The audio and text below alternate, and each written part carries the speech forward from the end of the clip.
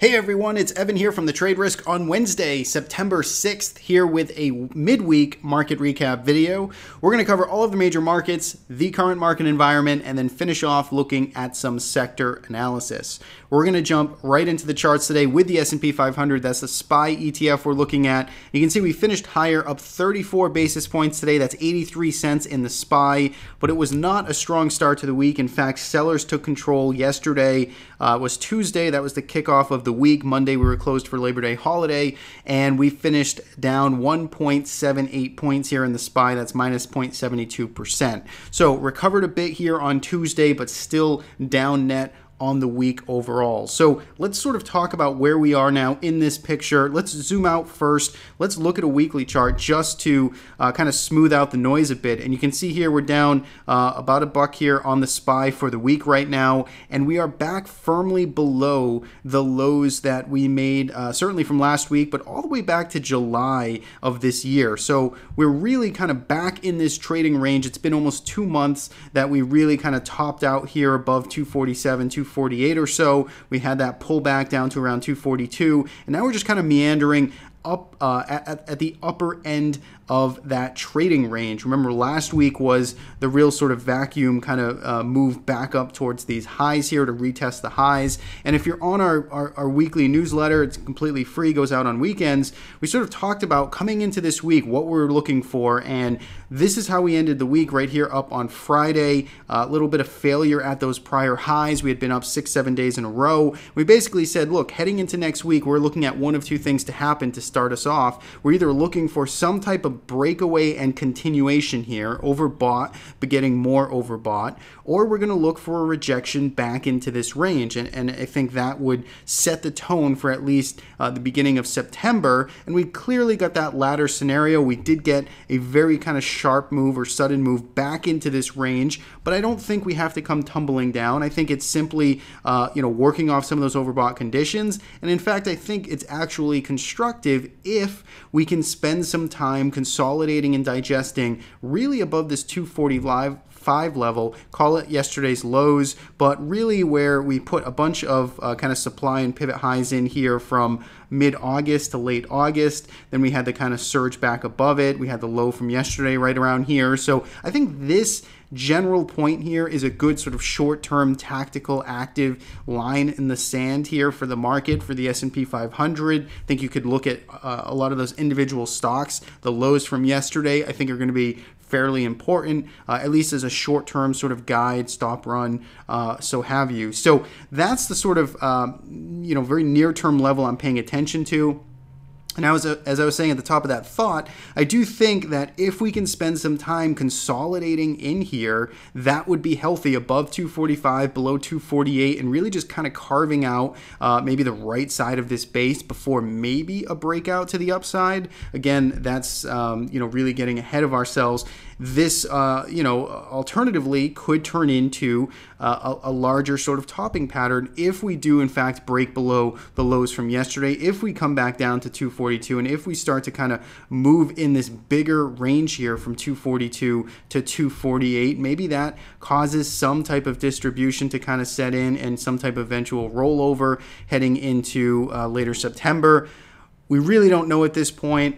I'm still on the bullish camp. I still see more encouraging things than not. I like the pickup in breadth. I know we did kind of weaken up here with some of those internal metrics, like 52-week highs started to dry up. The lows started to uptick at the beginning of August, but we're starting to see that recover. We're starting to see the highs pick up again. We're starting to see the number of advancers starting to, get back into rhythm here that sort of jives with the overall landscape of this uptrend that we've been in for most of 2017. So for now, as long as we're above, I'd say 245 or so, I'm still looking at this as kind of the glass half full, optimistic. I want to have some long exposure on. If we start to weaken, if we do get follow-through selling below yesterday's lows, if we start to see market internals start to dip the other way and signs of selling start to pick back up, then certainly my analysis and outlook will start to change.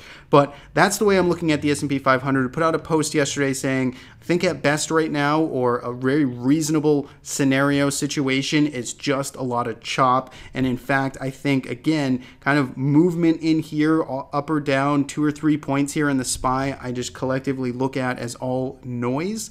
And until we start to, again, break below this level, above these highs, that's when I'd start to pay attention and start to plan sort of the next move or levels to pay attention to. So that's the S&P 500. Let's take a look at some of the other major averages here. You can see the IWM, kind of the same situation, had that sell-off yesterday, finished down almost about 1%. 20 basis points back to the upside. Just an inside session here for the IWM. Again, kind of just still holding on to this short-term trend, this trajectory that kind of really washed out people down here, sub 136, sub below this trend line, and then just kind of V-shaped higher here. The 8 and 20 period is below price and supporting right now. So for now, short-term, the trend continues to remain higher. We're still off of the highs from this year, but you can see we are holding on to at least some of, or at least the bulk of this supply. Some of these horizontal levels you could kind of draw in here around 137 or so, and above this trend line, importantly. If we go to the NASDAQ 100, you can see much more resilient, really near the highs here. It did get the new kind of breakout to new all-time highs last week.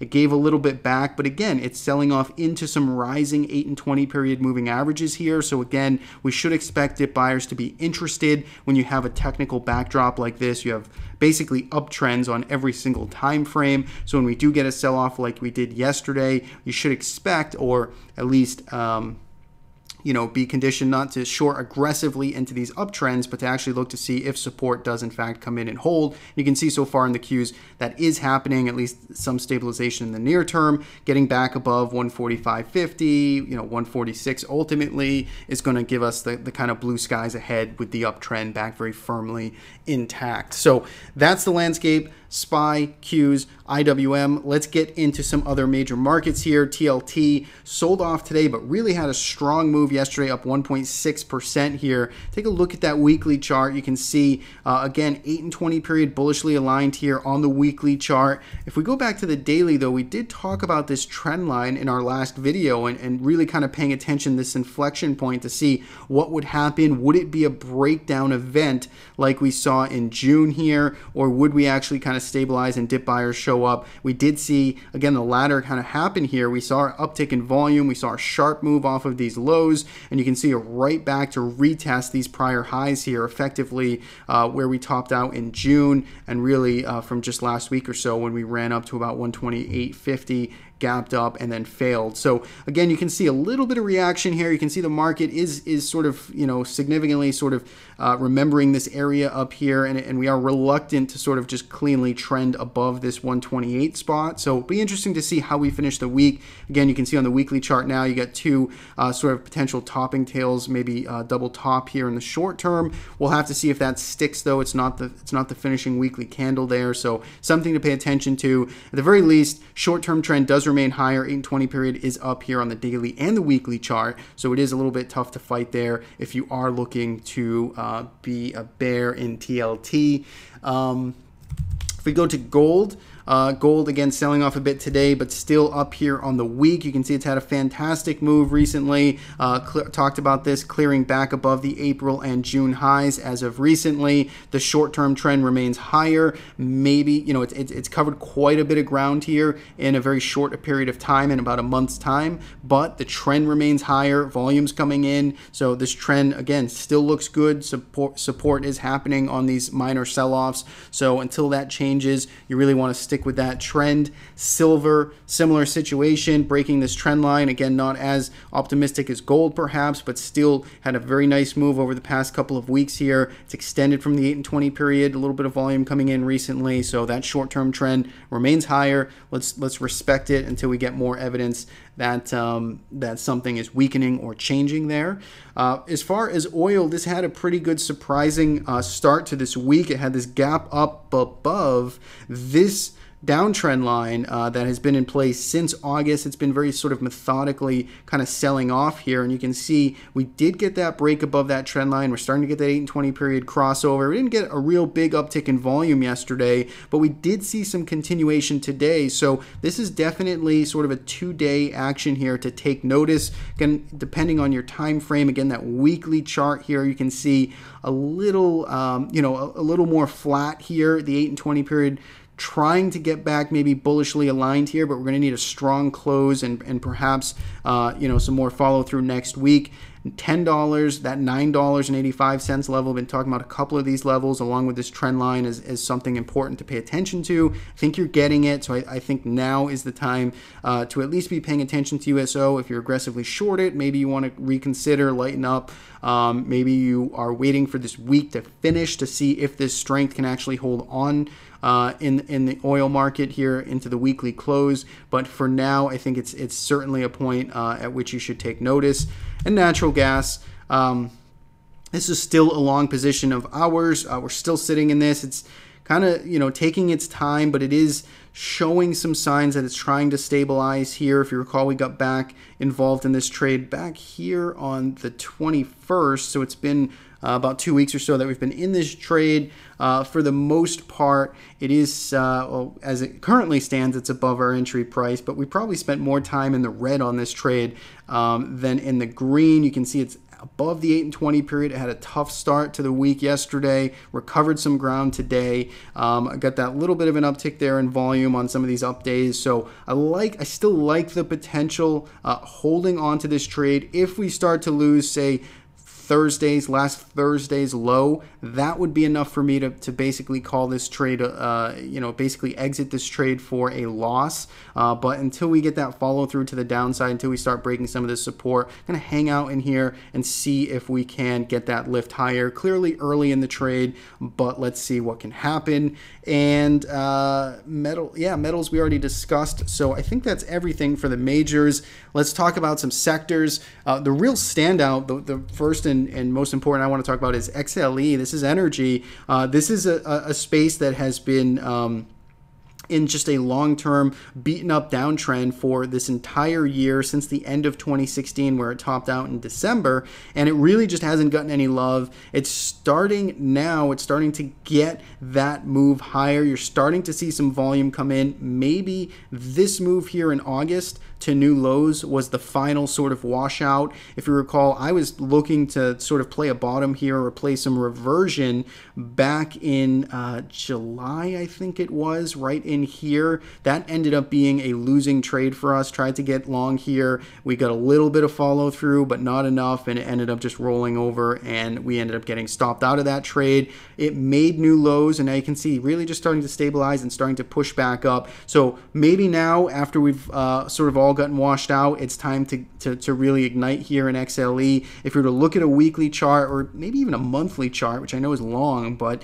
you can kind of see here over the past 3 months, really sort of gradual. It's been difficult to make that progress to the downside, but maybe now that we're above last month's lows, which is August, July, and June, we're above all of those lows now from the past 3 months. Maybe that's something we can finally start to hang our hat on. We're seeing the volume come in. So XLE, it's a place I'd want to pay attention to. Again, you can go to the specific or individual components that make this ETF up if you don't want to own the XLE outright. If you want some better sort of risk-adjusted entries, I would probably suggest looking at some of those individual components. That's I think all I have to say on XLE. Biotech, this continues. This is sort of the theme from last week. This is continuing to act well. It's holding up right near these highs. You can see very extended away from the 8 and 20 period, but holding high and tight. That's momentum. That's really something we want to see. If you look at the weekly chart, you can see last week was that real big sort of igniting breakout bar above the past highs here from July, so making new 2017 highs. So IBB very much on fire. You go to the XBI as well. It's just the equal weighted. You're going to get a little more a mixture of some of the smaller cap names here. And you can even look at XLV. This is a more broad sense. Now this is healthcare, but you can see this is actually holding up pretty well, high and tight. Some good volume coming in here above 81.30. That's really going to still coincide with the July highs as well, but that looks to be a very good looking trend here on the weekly chart that wants to continue. So XLV, biotech, looking real strong still. Can also look at XLU. XLU, so utilities here, more defensive area of the market, but you can see on a weekly time frame, very structural, good looking uptrend here. And you can see we're just starting to pull back a bit into this 20 period rising moving average here. So if you're looking for a dip in XLU, I know it's a little more boring, but maybe you can find some individual components there. If that's your style time frame, keep an eye on that. And then finally, on the downside laggard, still XLF now. We're going to have to put this in the penalty box, firmly in the lagging section now. We broke below the support, kind of, again, not a precisely drawn support line, but you see basically below the lows here, much of the supply from July, and then some of this chop here recently. We're below this 24.50, 24.75. You could use $25 if you want to go up there, but so long as we're below this 8 and 20 period, which are now bearishly aligned, and we're below these lows here, this is in the penalty box for me. Got a high uptick in volume over the past 2 days. Maybe it's washing out some of the last longs here on the weekly chart. You can see we're testing below the 20 period EMA here. So maybe this is kind of a spot to capitulate and get a bounce from. But ultimately, I would need to see it back above sort of this zone up here. If we can get back above this cluster of supply, these lows, then you know, my opinion starts to change on this, and maybe we have a buyable sort of support area in XLF. But for now, I think you got to be cautious in it.